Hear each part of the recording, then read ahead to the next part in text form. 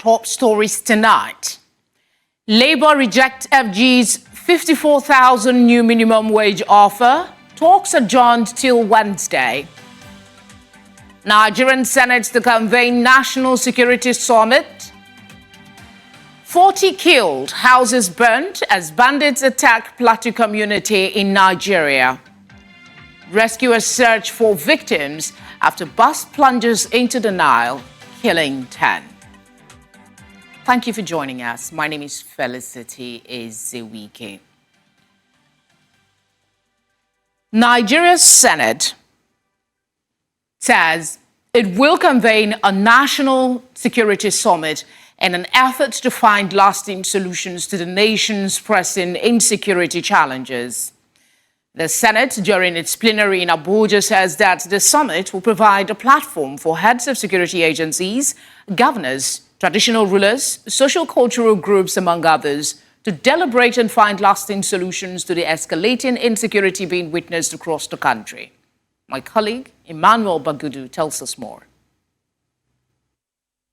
It's the first plenary of the week, and the issue of farmers-herders clashes has once again been brought to the front burner, with Kogi State taking the center focus. Herders invaded the Agojejodo, Ajokwachodo, Bagaji and Bagana communities, killing 21 innocent citizens, including women and children, in addition to unprecedented destruction of their farm produce. Alarmed that on 30th April 2024, gunmen attacked Ajokwachodo community in Omala local government area, killing no fewer than 3 persons and rendering the entire community desolate, with no health facility to cater for the deteriorating health conditions of the survivors. Some senators expressed worry over the continuous killings being witnessed following repeated clashes between farmers and herders. They say it poses a feeling of hopelessness as all efforts to curb the situation has failed. If all the cattle you consume in the United Kingdom, you see them on the streets of United Kingdom or England, nobody sees these things on the road. It's only here that we can stay, and every morning herders will invade a community, kill 30 persons, touch the houses, burn their properties, displace them, and we have no solution to it. What we owe these people goes beyond rhetoric, go beyond condemnation, go beyond 1 minute silence, go beyond crying every day. No, our tears will solve this problem. While we deal with those who kill our people, we must be looking at the possibility, the necessity, and imperative of making government, the federal government particularly, to see how to resuscitate the lives and livelihood of those who are willing to remain within the boundaries of the law. The Senate resolved to set up an ad hoc committee comprising one senator from each geopolitical zone in the country to once again look at the matter holistically. Of course, you've seen that the whole thing is actually a national menace, and everybody is very concerned across all divides in the country. So you can see the totality of the voices here are also the voices of Nigerians speaking that yes, indeed, enough is enough. We should find an end to these killings, find an end to the destruction. The Senate observed a 1 minute silence to honor those that have lost their lives. In Abuja for News Central, I am Emmanuel Bagudu. We will come back to the National Assembly in a moment, but for now, let's head to Plateau State. One of our top stories tonight is about 40 people that are said to have died after unknown gunmen suspected to be bandits in Zurak village, Bashir district in Wase local government area of Plateau State. The attack, which left many locals injured, also recorded many houses burnt beyond repair in the well-known mining site. Details of the incident are still sketchy, but Safi Sambo, who is an eyewitness, said the gunmen entered the village at about 8 o'clock on Monday night on motorcycles and started shooting sporadically. According to Sambo, villagers had fled to neighboring villages for safety, adding that the incident was not quickly reported to the security because of poor road and communication network in that area. Meanwhile, the burial activities are currently ongoing for victims of the Monday night attack on Wesley local government area of Plateau State. Gunmen were said to have invaded the village of Zurak, Bashir district of the local government, which is known to be a very lucrative site for mining. Sources say among those killed were local vigilantes who kept watch for the security of other community members. According to News Centre's Chizoba Anyowe, as at the time of filing this report, there is still no official statement by security agencies regarding details behind this act of inhumanity. Earlier, Gard Peter, Executive Director, Clean Foundation, spoke to us on this development. Company Zura has rich mineral resources.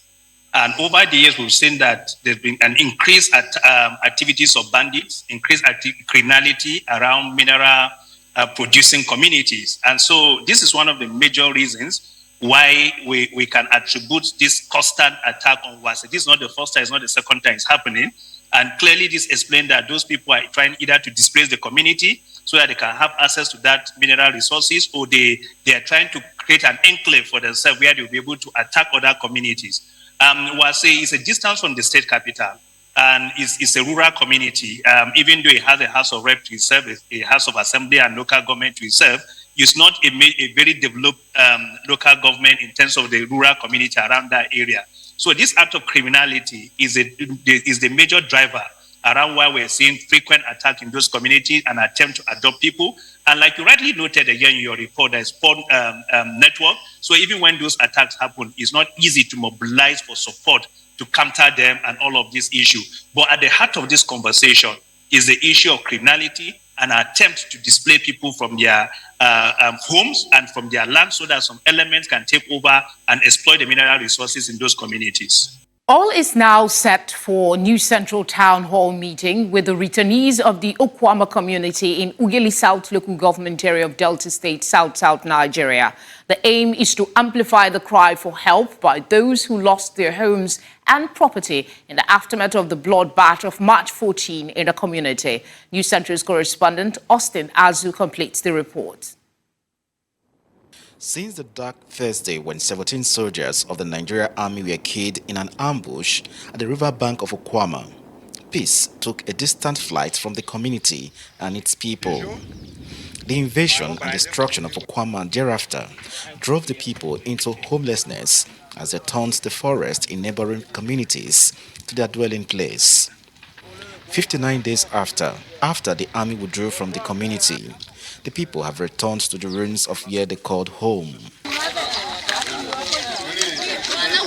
New Central has been in the forefront of telling this story, and now the primary interest is to advance the restoration of peace and see a possible quick resettling of the people in their homeland.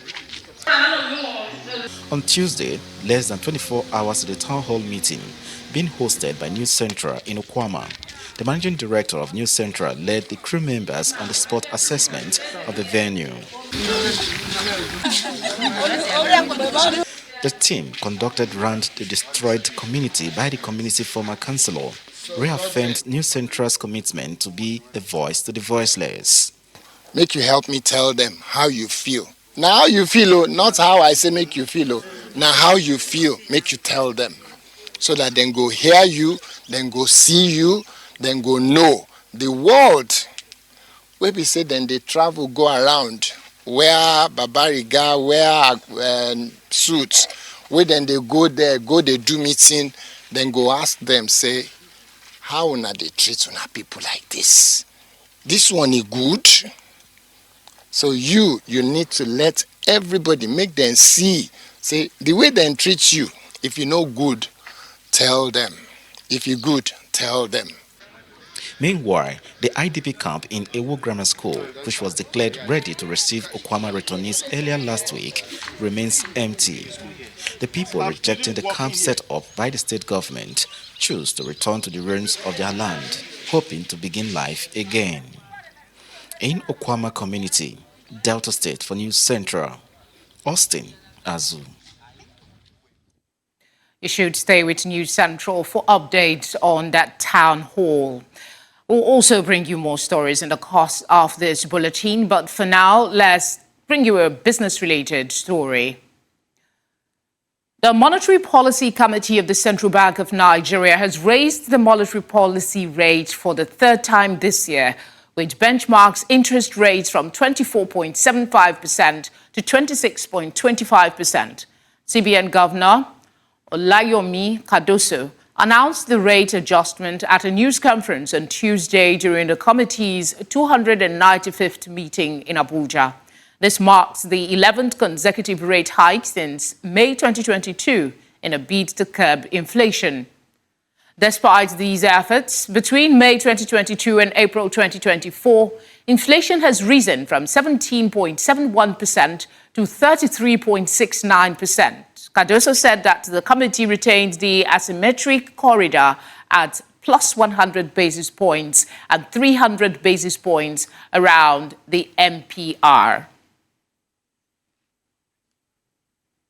The bigger issue, which is basically to give more confidence to those who are looking to come in, because if you have a backlog, they want you to clear that backlog before they come and invest. That's one. And number two, it really doesn't give confidence that if there's a backlog and nobody really knows where you stand on it, it can create unnecessary anxiety. And that was why it was important that we prioritize the clearance of those backlogs. So collectively, what we've seen is a continuous and renewed interest in investing within the country. Of course, you made reference to the issue of FDIs. Following an extensive review of risks and the near-term inflation outlook, the balance of risk suggests further tightening of policy to build on the benefits accruing from previous rate hikes. Key developments in the domestic and global economies. Domestic headline inflation rose further to 33.69% in April 2024 from 33.2% in March, driven by both the food and core components. To discuss this, we're joined by Mokhtar Mohammed, CEO, Asha Investment Limited. Thank you for joining us. Thank you. Good evening.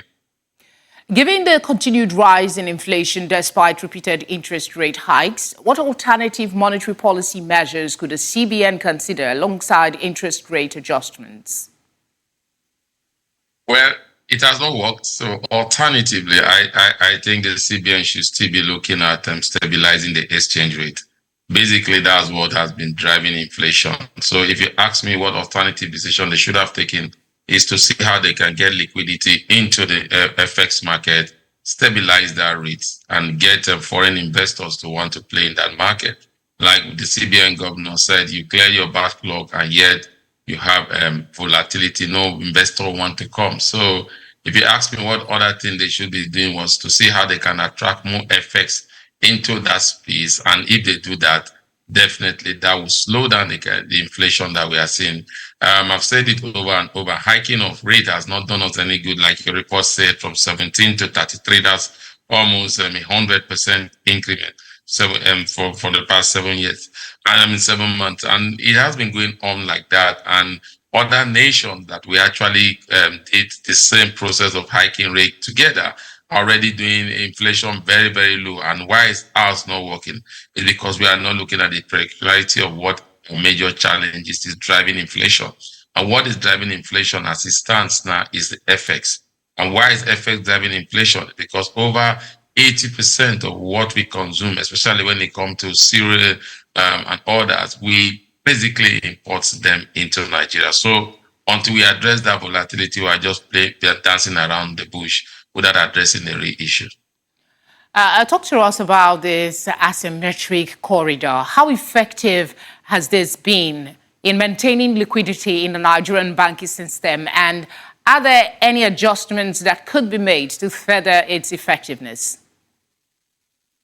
Well, I think that space is fine if you look at liquidity. the banking space, you've not been seeing the kind of borrowing we used to see bank borrow from CBN. And we've always said that banks are liquid. And I think it will just be left at that because it's not really having a negative impact on the bank, or rather it's even having a positive impact on the bank. And it has also been able to help the bank to want to lend money to the real sector. So I think when you look at that, I think it's okay. I don't see anything wrong with that. With inflation significantly impacting Nigerians, what are the potential short-term economic consequences of raising the interest rate to 26.25%, particularly for businesses and consumers? Well, for businesses, cost of funding has gone up. So if you borrowed last month, that means now you're paying more for it because it has been hiked by 150 basic points. For consumers, that means the producer will turn some of those costs over to you. So what it means is that we'll still see goods and services still very, very high. We might even see some companies trying to do layoff to balance up, especially when they are looking at their overhead costs and begin to look at where can we reduce our overhead costs. And normally companies, when they are looking for ways to reduce their overhead costs, they always look at their manpower. So that will be the three major effects on our economy. Looking beyond monetary policy, are there any fiscal policy measures the Nigerian government could implement to complement CBN's efforts in tackling inflation? I tell you, Felicity, why we've not seen those efficiency in what the CBN is doing, because the CBN seems to be the only one at work. The monetary policy seems to be doing something different. Now, why do I say so? You see, like I said, we import virtually about 80% of what we consume, and yet the continuous hike in import duties, it has moved because of the exchange rate to about 1,500. And even some of the things we do produce from this country, we have to import them outside in terms of machinery and other things. And here we have to pay that. So what are those things that I think the physical side will do? They should take a bite of their revenue, especially make it stable, keep the interest rate. You know the true value of the naira, as the CBN governor keeps saying that the naira is undervalued. What's the real value of the naira? Then fix your import based on the real value of the naira, rather than saying, okay, market forces will determine it, and we have seen it move to 1,500. That is not helping the Nigerian economy. That is fueling a lot of inflation, because the cost of goods will naturally go up. So government should be, the physical side should be ready to take a bite of their revenue to complement what the monetary side is doing. That will drive down inflation. This is what happened in Kenya some almost at the same time that we're hiking rate. Kenya look at the peculiarity of their situation and decide to cut off tariff of household items that are majorly used by the Kenyan citizen. And that have driven down inflation at that time from a high of about 20%, which was higher than what Nigeria has. But today, Kenya inflation figure is hovering around 11.5% and 12%. Just by government taking a bite of their revenue in terms of tariff of goods and services that are needed in most majority of them. So I think Nigerians should borrow a leaf from them and begin to see how the physical side will do some tightening or take some bite of their revenue, especially through the ports. Makta, it's always a pleasure to have you on the news. Thank you for your time. My pleasure. Coming up, Rivers State High Court nullifies amendment of LG law by pro-Wike lawmakers. We have details after the break. Do stay with us.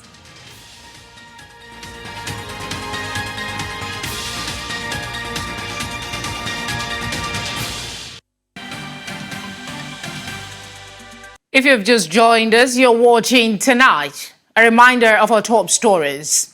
Labour rejects FG's 54,000 naira new minimum wage.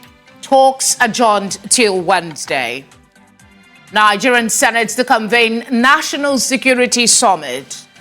40 killed, houses burnt as bandits attack Plateau community in Nigeria. Rescuers search for victims after bus plunges into the Nile, killing 10. The National Peace Committee, with support from the Kuka Center, says that it has begun the evaluation of its independent states' peace architecture across several states of the country. The committee says that this review is coming 5 years after the establishment of the independent state peace architecture in 15 states across the country.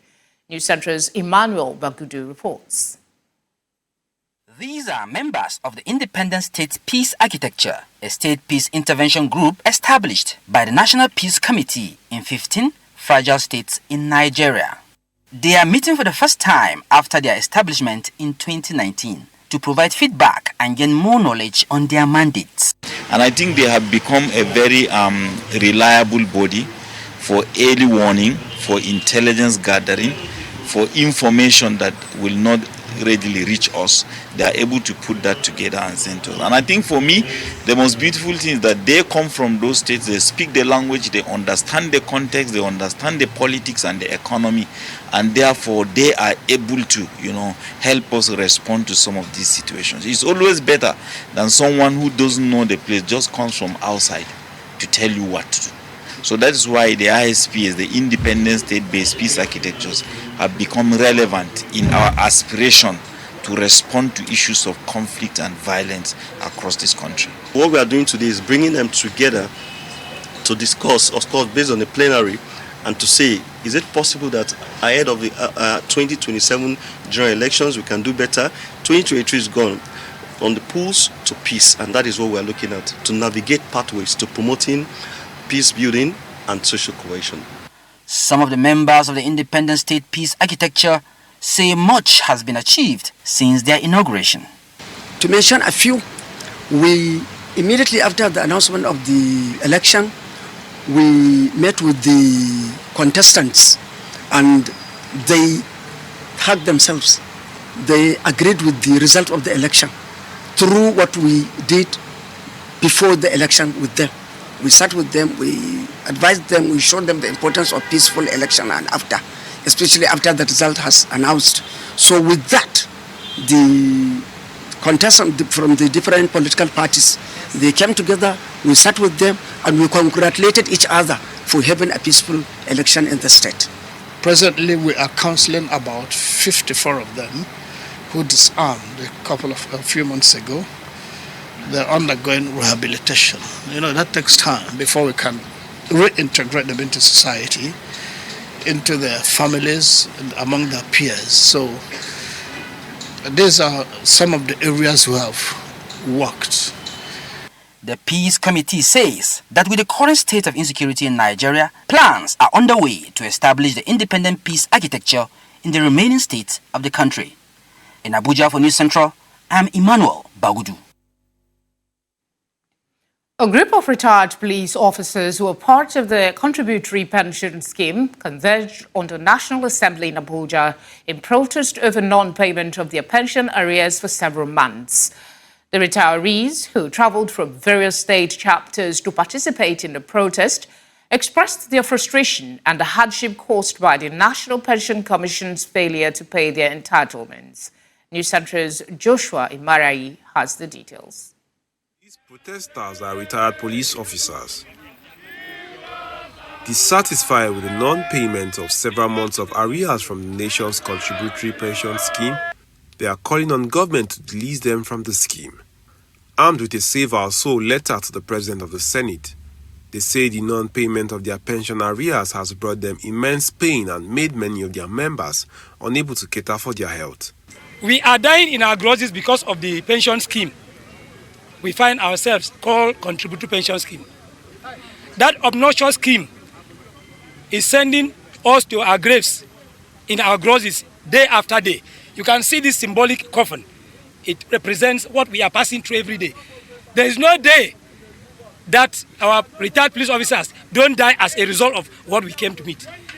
That is not part of the arrangement when we joined this force. They are calling on the National Assembly to assent the bill exempting members of the Nigerian police force from the contributory pension scheme as proposed since 2014. What we want, or what I want, is they should exit us from this PENCOM.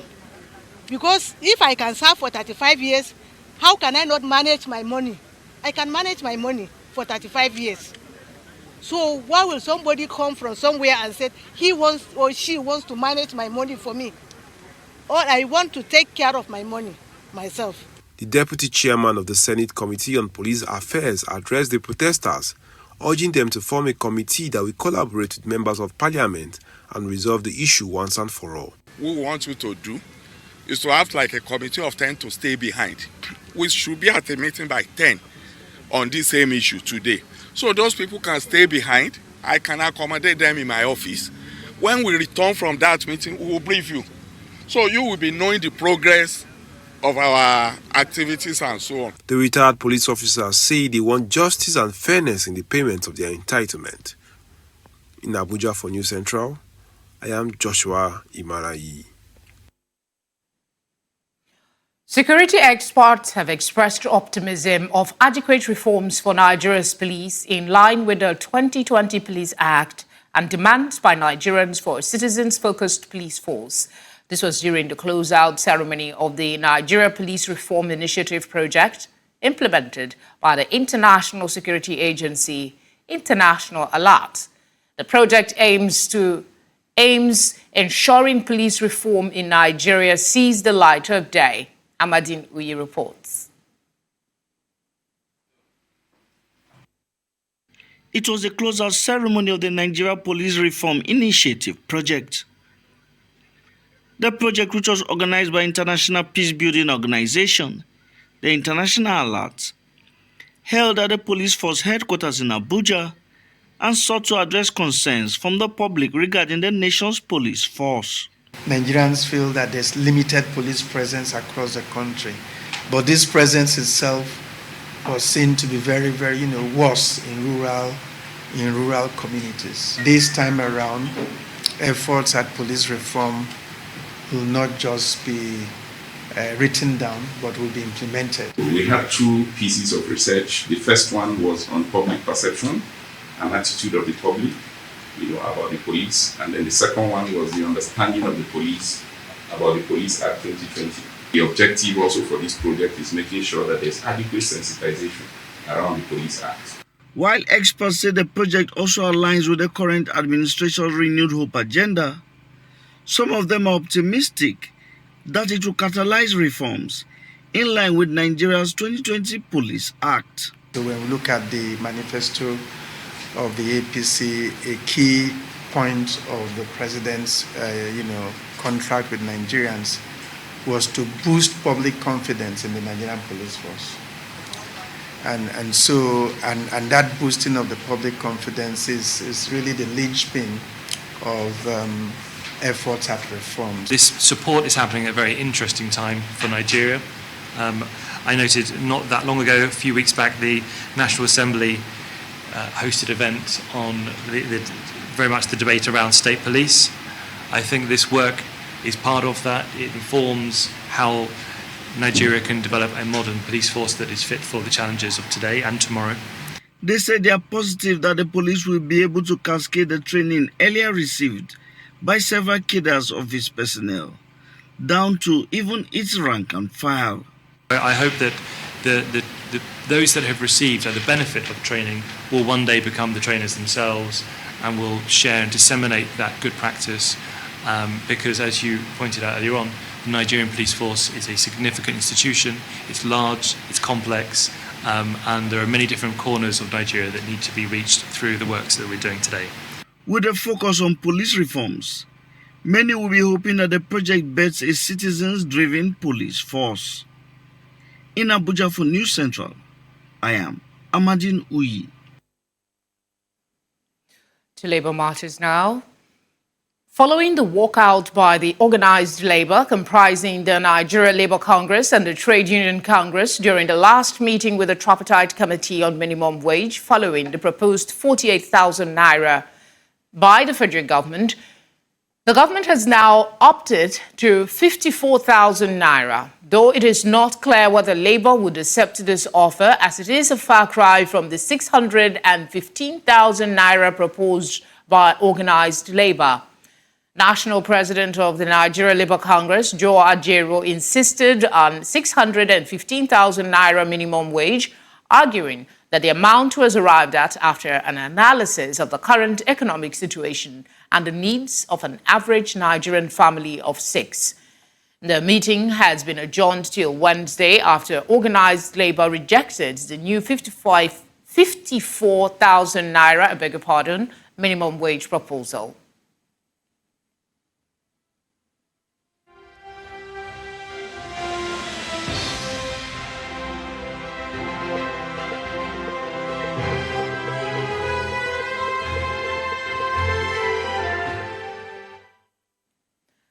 In Rivers, the State High Court has invalidated the amended local government law proposed by the Martin Sambawule faction of the Rivers State House of Assembly.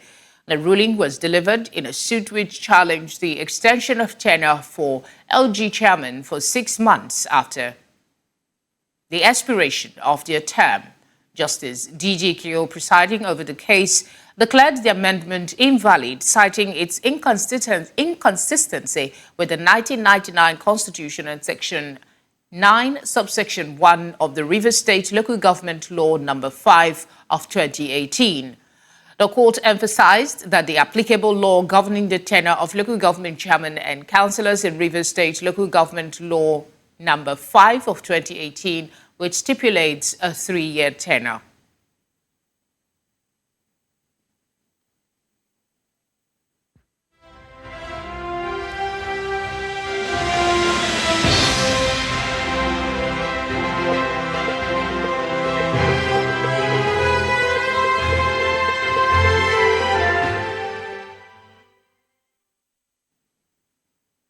Still ahead, Guinea civil society group threatens to resume protests over military rule extension. That is after the break.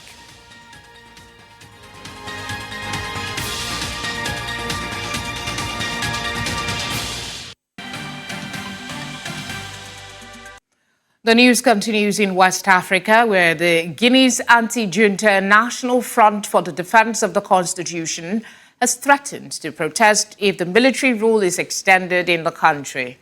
A representative of the group, Ibrahima Diallo, made this known at a press conference in Conakry 3 days after an opposition coalition called on the military to organize elections and called for demonstrations. The military, who seized power in the West African country in 2021, had agreed under pressure from regional bloc ECOWAS to organize election by the end of 2024. However, junta-appointed Prime Minister Amadou Ba has said in recent weeks that the military will not be able to honor this commitment and should remain in power until at least 2025.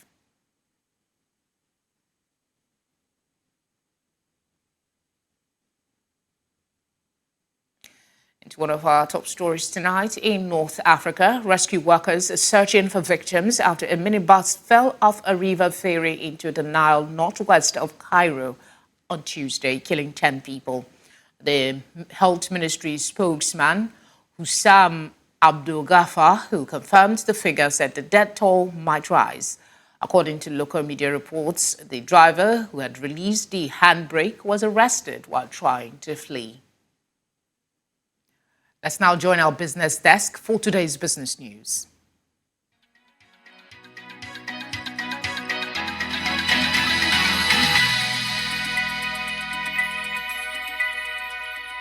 Business news in association with Money Master PSB, the easy way to master your money.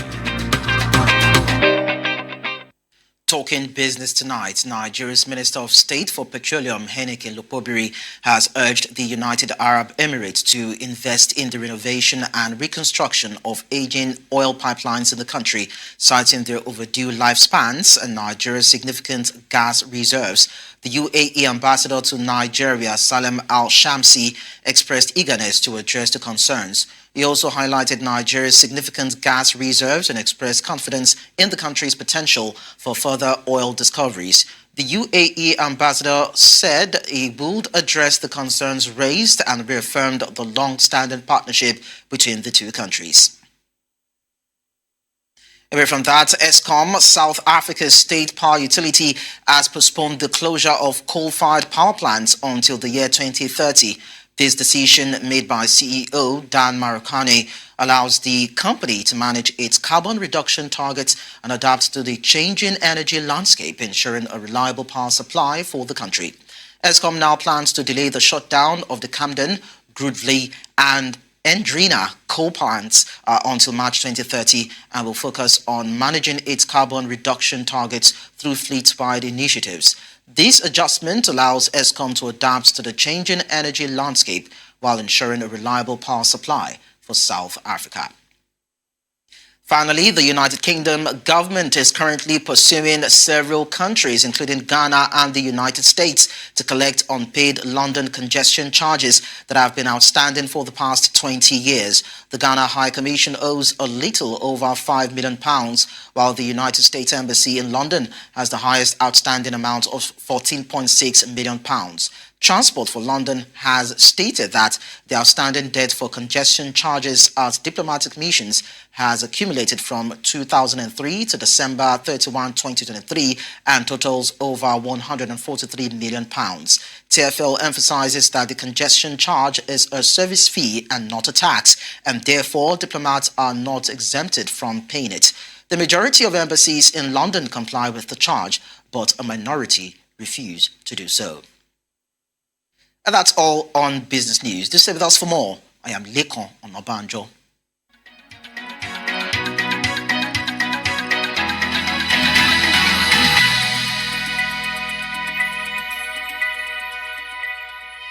Business news in association with Money Master PSB, the easy way to master your money.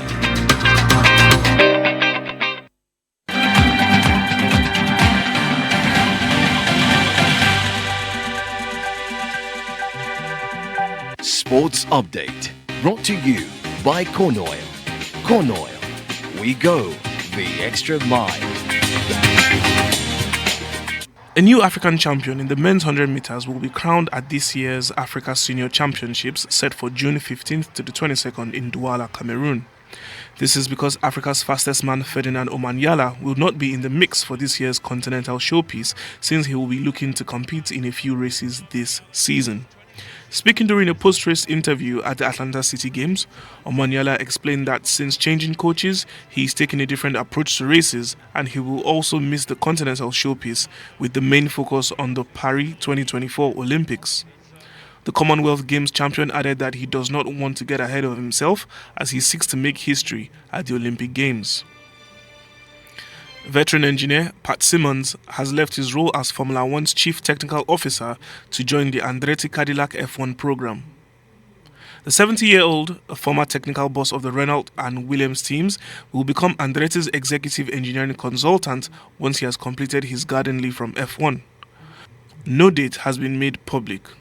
Andretti's bid to join the grid in 2025 or 2026 was rejected by F1 in January. F1 said it would reconsider the US-based company's bid once backers Cadillac, part of car giants General Motors, had completed its promised F1 power unit in time for the 2028 season. F1, the sport's commercial rights holder, has declined to comment on the move. Marcus Rashford and Jordan Henderson have been left out of Gareth Southgate's provisional 33-man England squad for Euro 2024. Manchester United forward Rashford, 26, has struggled for form this season, scoring 7 goals and managing 2 assists in 33 league appearances. He played in 7 England games this season before being left out against Belgium in March. Henderson joined Al Ettifaq in Saudi Arabia from Liverpool last summer, but left them to join a struggling Ajax side in January. Henderson was in the squad for match friendlies against Brazil and Belgium, but did not play. Southgate will have to cut at least 7 players when he confirms his final squad of up to 26 players for the tournament in Germany, with a deadline of midnight on the 7th of June. Real Madrid and Germany midfielder Toni Kroos will retire from professional football after Euro 2024. The 34-year-old has enjoyed a trophy-laden career with Real since he joined them from Bayern Munich in July 2014, winning both La Liga and the Champions League on 4 occasions. Kroos was also part of the Germany team which won the World Cup in 2014. He quit international football in July 2021, but came out of retirement in February after talks with Germany coach Julian Nagelsmann. Kroos said that the day he signed for Real changed his life as a footballer, but especially as a person, and his only thought now is to help Los Blancos to a 15th European Cup. Real face Borussia Dortmund in the Champions League final at Wembley on the 1st of June. And that's it on Sports Tonight. I am Okpeoluwa Adebari.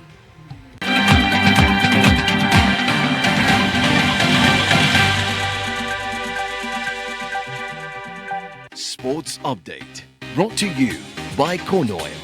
Corn Oil, we go the extra mile.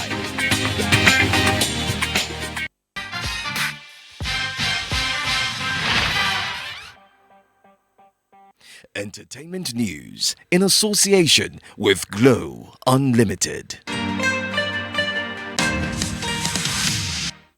In entertainment, actress and producer Caroline Hutchins, represented by her publicist Bodex Hungbor, is considering legal action against Erisefemi following his recent claims on a podcast.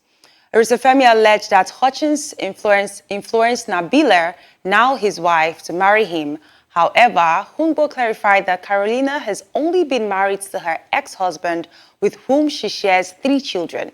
Her legal team is demanding evidence to support Erisefemi's claims and is prepared to take legal action. And now, moving away from that, Snoop Dogg's vast collection of memorabilia is hitting the auction block through the Relay Sports and Music Auction House, with the rapper himself actively participating. Titled The She's Neat, the Snoop Dogg Memorabilia Auction, the collection includes authenticated clothing, jewelry, award, and more. Bidding is underway on the company's website, with Phase 1 ending on June 2nd. Notable items up for grabs range from a 2001 NBA Lakers championship jacket to handwritten tour set lists and even a preserved roach from one of Snoop Dogg's blunts. And that's how we wrap up tonight on Entertainment News. We'll go on a short break and return with the latest on what's trending tonight.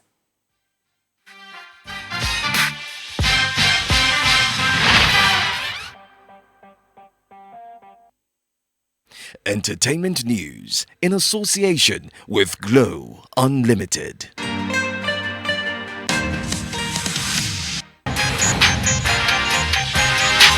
Now, moving away from entertainment news, in today's trending stories, the Nigerian army takes center stage, and here's why. Banex Plaza in Abuja's Wuse 2 area is now closed following a confrontation between military personnel and traders.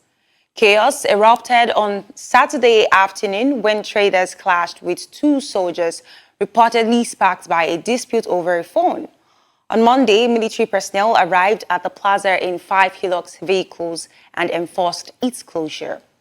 The Nigerian army has now issued a press statement explaining the decision to shut down the plaza. Here's how Nigerians are reacting to this on X. Let's take a look. Oga Mayor is saying it is an aberration to have citizens humiliate the Nigerian army, and I hope the issue is investigated thoroughly and the culprits brought to book. The soldiers involved should also be investigated because the attack, even though highly condemnable, must have been born out of provocation from the soldiers, which is actually a usual demonstration of their bullying by the officers of the military, as though we live in a military dictatorship. Soldiers shouldn't be going about on uniform while off duty. The glory of the officers of the Nigerian military should be restored, and it entails strict discipline from the military. The citizens have lost the high regards they held for the military, and it will take a lot of reforms to fix it. We have another tweet from Mapping Review saying, "Are you saying you cannot investigate without closing down people's businesses or using mass action attacks on unarmed innocent civilians?" This is the same ungodly approach used in Okwama, but cannot use this approach to hunt down Boko Haram people. Are army people more important than civilians in this country? Another tweet from Eremus is saying, "The culprits deserve to face the wrath of the law, but please don't arrest innocent people to make up. I'm not an expert, but if you guys had done an investigation before raiding the place, you would have stood a better chance to finding the culprits." Let us know if you agree with these reactions on X. Share your thoughts with us on our social media platforms at News Central TV. That's all on What's Trending tonight. I'm Jadel Simon. And that's how we wrap it up tonight. But before we go, let's take another look at some of the major stories. Labour has rejected federal government's 54,000 naira new minimum wage offer. Talks adjourned till Wednesday. Nigerian Senate to convene National Security Summit. 40 killed, houses burnt as bandits attack Plateau community in Nigeria. We also brought you news that rescuers continue to search for victims after bus plunges into the Nile, killing 10. Do send your eyewitness reports to the number showing now on your screen. You can also follow us on socials. That's at News Central TV. You can choose to watch News Central live on DSTV channel 422, Star Times channel 274, Avo TV, and on YouTube. As always, thank you very much for your kind company. Have a good night.